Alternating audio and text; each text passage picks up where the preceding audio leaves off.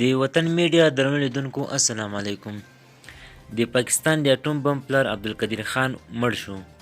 دوستانو ویډیو تر پای وګورئ. که چیرته مو چینل نه وي سبسکرایب کړی چینل سره ضرور سبسکرایب کړئ. د پاکستان د اټومي بم پلار عبدالقدیر خان نن یک شنبه د اکتوبر لسمه یعنی د تلې اتلسمه د 15 کلونو په عمر په اسلام آباد کې مړ شو.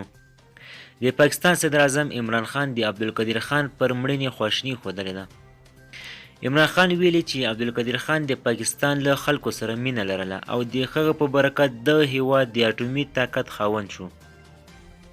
د پاکستان صدر اعظم ویلي چې هغه د پاکستان د خلکو لپاره یو ملي سمبول او په خبره یې په فیصل جماعت کې به خاورو ته وسپارل شي. د پاکستان رسنیو د راپورونو له مخې عبدالقدیر خان په دې وروستیو کې د سږو په تکلیف اخته شوی و. د هیواد خپل لومړی اټومي ازموینه په 1998 کال ترسره کړه.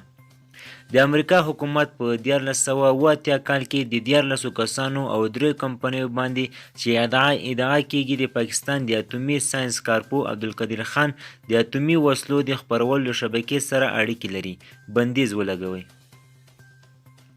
د امریکا د بهرنیو چارو وزارت خو مهال ویلي وو چې د عبدالقدیر خان شبکه اوس فعال نه ده، خو دا بندیز دا ګټه لري چې هغه کسان چې د اټومي وسلو د خپرولو نیت لري د هغه مخه ونیسي. عبدالقدیر خان په پاکستان کې د ملي قهرمان او اتل حیثیت لري او د پاکستان د اټوم د مؤسس په سترګه ورته کتل کیږي. هغه په 2004 میلادي کال کې په دې اعتراف وکړ چې د اټوم اسرار ایران، لیبیا او شمال کوریا ته ورکړی دی. دوستانو ویډیو تر همدې ځایه وه. د لا زیات معلومات لپاره زموږ چینل سره سبسکرایب کړئ. مننه.